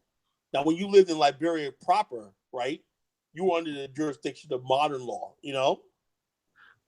But a lot of stuff that went along in the hinterland continued, tribe or ordeal, Hartman, just a few years ago, for good luck, human sacrifice still happens, right? There was a big case in Liberia that happened in 1976. It was a turning point in Liberian history, right? Among the Grebos, there's this thing called human sacrifice, where you take somebody's heart and you eat it, right? And then there Right. was some not really. There was some Grebos who were what they call civilized, who lived like American Liberia, the Yankees, right? But Right. they still practice some those sort of things for good luck. Even to tell you the truth, some American Liberians that lived in those regions got into these practices. You know what I'm saying? Right. Stuff like that. But few and far between. Well, anyway, the Yankees was a prominent, and they were basically accused. Talk was a Christian man, right? He was a Christian minister, right? But he made a sorry decision, right? And they were found guilty, right? And only the president of Liberia at the time could sign a death warrant, right? 1976, right? It was like 12 of them, right? Went to the gallows, right? And the president signed the order, and they were executed, hung, right on camera, And they said, look, we did this to send a message, right? That the cannibalism, all the stuff like that is not going to exist anymore, Now, so therefore, that was one of the reasons for the coup too. People got angry and said, well, this is our we've been practicing this for hundreds of years and blah, blah, blah, blah, blah. Then you had a modern republic. Are you going to give up your republic? And see, there's a clash of cultures. You know what I'm saying? You can't ignore something like that, human sacrifice. You get under the guise of tradition. You can't ignore human sacrifice. Right. So therefore, when the trial, after painstaking, it was a talk of the town all over the country. Some people said, well, let them do whatever they want to do, blah, blah, blah. And then the consensus was, no, we can't do that. We cannot go into backwards poverty, ignorance, and disease. We have to say, okay, this is right, this is wrong. And then it comes to saying, are you trying to say because you're from America, you're right? No, right is right and wrong is wrong. Human sacrifice is wrong no matter who does it, And so to let the thing, he signed a death warrant and they went to the gallows of 1976 in Harper's, Maryland County, Liberia. Mm-hmm. That made international headlines, And so therefore 70s was a turning point in Liberia, And then a lot of people the only way we're ever going to be safe in Liberia is we got to get rid of these people out of power. You know, because like I said, when the indigenous people took power, I don't even want to tell you how many human sacrifices that people were killed. You know, they were doing it right in the open. You know, so therefore it was just like there was nobody telling them it was wrong to have child soldiers rape women, whatever like that, cut people's heads off. There's even a picture, I know you've seen it, where a guy walking around with a human heart. Yeah, I seen that one. You know? So I'm just trying to tell you, that's what it was. And then you ask yourself, well, why did we go like, well, the bottom line is this, I it's could we been better if we went to another part of Africa or whatever? Probably. You know, you know, but I think Liberia is a learning experience. You know what I'm saying? It's a learning experience. It says something about who we want to be. You know, who we want to be. What type of people? What kind of Africans do we want to be? You know, what do we say? We need a situation where we have it. So we say Africa, it has to be our way. There's certain things that we want from Africa. We love music, dance. You know what I'm saying? And there's certain things, practices we want to basically see gone. You know, that's the whole thing. You know, who are we to tell Africans to stop doing what they do? Yeah, human sacrifice still goes on in most parts of Africa. And matter of fact, people in Nigeria, rural Nigeria, they still burn people suspected. One kid had autism, and they killed him. You know, they thought he was possessed by demon spirits. The kid had autism. You know, and they killed him. It's nothing in rural Nigeria to see bodies laying on the side of the road. You know, but we can't talk about it. You know what I'm saying? You know, we can't talk about it because, if we talk about it, we're being judged. They'll say, well, what about all the gang problems in your... I had this argument. What about all the thugs and the gang problems in your inner cities, you know? That's what I get. You know, you're going to talk about us, but what about all the gangs and all that? I'm like, I condemn that too. You know? Hmm. Well, I mean, we've everybody in the chat room, thank you for joining us. People who super chatted, thank you for joining us. So in closing, and brother Caligenesis, thank you so much for coming on. In closing, let's end this on a positive note. What can we do moving forward as far as, I mean, obviously you see where Liberia is at now. What can we do? Should we try to rebuild Liberia and help, or should we focus on something new, on Well, else? like I said, it took me a lot of years to do this, but I think we need to focus on something new. Mm-hmm. And we have the nostalgia days about Liberia, and I don't think that's really, because when you talk about when you look at pictures from Liberia back in the day, you're like, oh my God, that must have been so much fun. You see your own people in power and stuff like that, you know. Well, to you and I, we see black and they're in power, black people, you know. Right. Well, don't see it that way. You know what I'm saying? Mm-hmm. So start talking what makes you happy about Liberia makes them angry. You know, how can you reconcile that? You know, how can you reconcile that? I would say like this. I'm looking at different other countries. You got Angola, you got Namibia, you got South Africa, you got all these different countries. You know, maybe they're not. Angola's tied to the slave trade. You know, Land of Queen Nzinga. You know, and maybe you got other places in Africa that are just as good. You know, Mm-hmm. it's and also, like I said, I would urge people just what we need is people going to the continent, doing business. You know, I would suggest people live in Africa. You know, and I think people make a lot of mistake is this: when they go there, they just say, "Okay, I'm just going to go there. I'm just going to be African," and then when they get the well, you're not really one of us.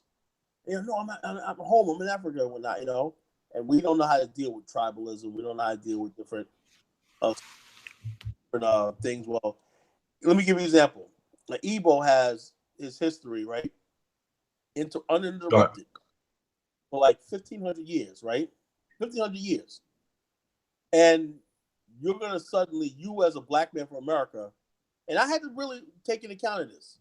You as a black man in America is going to suddenly tell me, change my identity to African or Pan-African where I know who I am for 1,500 years. I can tell you where my ancestors came from. I can tell you different stories and everything at different times. Like China, you can tell you different stories and this and for 1,500 years. You know, I've been an Igbo or Ijaw, and every time you're an Igbo, just to embrace you because you don't know who you are. You see, Mm-hmm. I had them tell me that. You know, that Nigeria is something that was imposed upon us. You know, you Right. know, and the whole thing, even the whole thing about Africa, was something imposed upon them. You know, and so a lot of them really highly educated, whoever like us, say yeah, this and the other thing. But when they go to their country, they know that they're not going to ever rise unless they think just like that. And that's why you have this problem right now in Biafra. You know, the Biafra situation coming up again. After all these years, nobody's ever assimilated into being a Nigerian. Everybody wants to go back to being a Biafran. Right. You know. And so, how do we fit in that? You know, am I going to be a Biafran? I can't be a Biafran. I don't know. You know what I'm saying? You know, I looked at Angola. You know, I looked at Angola. Uh, People are pretty much similar to us in that they're not tribalized. You know, they're not tribal. Mm-hmm. One of the main things is this: they actually fought a war to remove the Portuguese out of, for hundreds of years with Queen Azenga, and then the revolutions of the 70s, 60s, and 70s and everything. They actually fought a war. Same thing with Mozambique. You know, Mm-hmm. countries who have actually fought imperialism and killed. Those are probably the better places to go to. Because they have at least some sort of, you have something to rally around. Nigeria basically begged the British for independence. British gave independence. When Biafra tried to succeed, that same thrust that they should have used against the British, they used against Biafra and caused like 3 million deaths. You see what I mean? Right. Ghana, instead of asking the British independence, you know, instead of doing that, instead of throwing the British out like they did, they threw Kwame Nkrumah out. Right. You know, now Kenya was a remarkable, but Mau Mau fought the British, right? Right. But Cuomo Kenyatta was like, we need the white man, you know. You know, he became a hero. Donald, we need the white man to stay. We'll compromise with you. We'll do this. You know, stay, Mr. White Man. So all that hard work and fighting of Mau Mau was down the tubes, you know. Mm-hmm. You know, so and like I said, a lot of African brothers don't like being lectured about what they did wrong in the past, you know, because when they look at it is like, well, you guys sitting in America and y'all never fought. Well, we did. We fought. Well, I don't know. I mean, can you say consider civil rights a fought? Was that I would I would call it a resistance. resistance? Right. You know, he said you guys Mm-hmm. never actually went to war or whatever like that. So you know, you're in no position to preach us about what we should have did. You know, that's basically what I get. You know, what I get. But next show topic, I'll delve more about the Angola and the other stuff next time I'm on. You know. All right, absolutely, absolutely, brother. Thank you so much for coming on. Please share with everybody how they could get in contact with you and your book. I posted a link to your book in the actual chat room. I'll also post it in the description box. But please give any closing thoughts and also share with everybody how they can get in contact with you. Okay. You can contact me at my social net. I have an independent social network site called the Black African Infrastructure Organization. We believe in Black African infrastructure. We believe it's time for Black people from the diaspora to have a state, a land of our own on the continent of our ancestors. That's a starting point. If people don't believe that, they have no business talking to me. All right? We believe that we're Mhm. owed that, and that's basically that's our political point. The stronger that demand. Now we can talk about everything else. We can talk about Pan Africanism. We can talk about music, dance, everything. But that's the line in the sand right there. You know, we call this the African stand. Stand is where we mean. Stand means stand. Where you stand. We want a state, a land of our own. That's our ultimate goal. That's our end game. You know, because basically that's going to put us on. Because as long as we stay in America, as the world becomes more global, Black Americans are becoming more weaker and weaker and more right to the point they don't even care about us anymore. They can shoot us. You're not going to do anything. Nobody says anything. We have to basically make our voice heard, and we have to have a presence in Africa. We already have a presence in Africa. There's a lot of people that I'm connected to that are doing big business on the African continent, you know, but that state and us in the diaspora from Haiti, from Canada, whoever that want to build on that state and everything, politically, that will give us leverage on the African continent. That'll give us a voice in the AU. Now, you can get in touch with me with the Black African Infrastructure Organization at BAIO, www.BAIO, African, that's AFRIKAN, stand, dot ning, dot Africa, not that. BAIO African, one word, .org. That's our social network site. Join the social network site. Get to know us. Get to know who we are and stuff like that. Make us a profile and get involved. And we have different groups and everything. We have a STEM group. We have a land development group. We have a finance group. We have a cultural arts group. We have everything like that. The BIO is expanding. Okay, we have people all over the world join the BAIO. And the thing is, we want infrastructure, Black African infrastructure worldwide. Global infrastructure is what we need.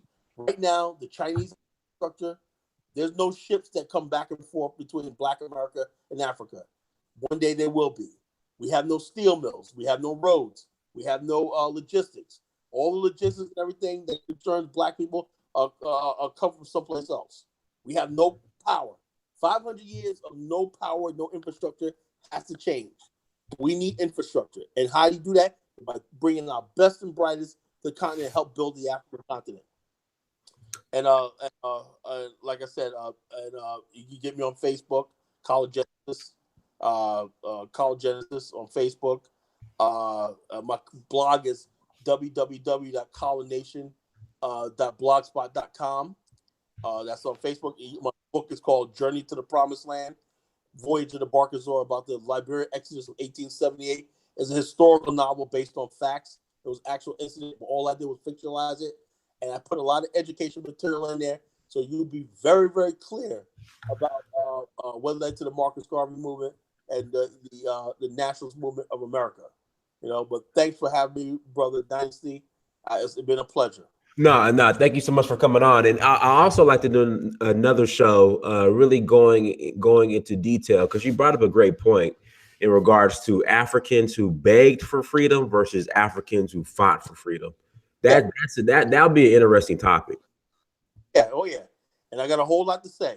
Okay, all right. So we'll make sure we get you back on here. Everybody who joined us this evening, thank you so much for coming on. Thank you so much, Caligenesis, for coming on. Make sure you go to search for Uhuru on Instagram, Snapchat, Twitter, and Facebook. Also, go to Instagram.com, Facebook.com, YouTube. If you're new to this platform, please subscribe and like the page. Again, everybody, thank you so much for coming on. Also on Twitter, search for Uhuru on Instagram, Snapchat, Twitter, and Facebook, and YouTube. If you're new to this platform, again, everybody, thank you so much for coming on. I really enjoyed it, and we're going to continue the conversation. Caligenesis, thank you so much for coming on, and we look forward to having you back soon. Thank you, brother. All right, everybody, till next time, peace. Peace, brother.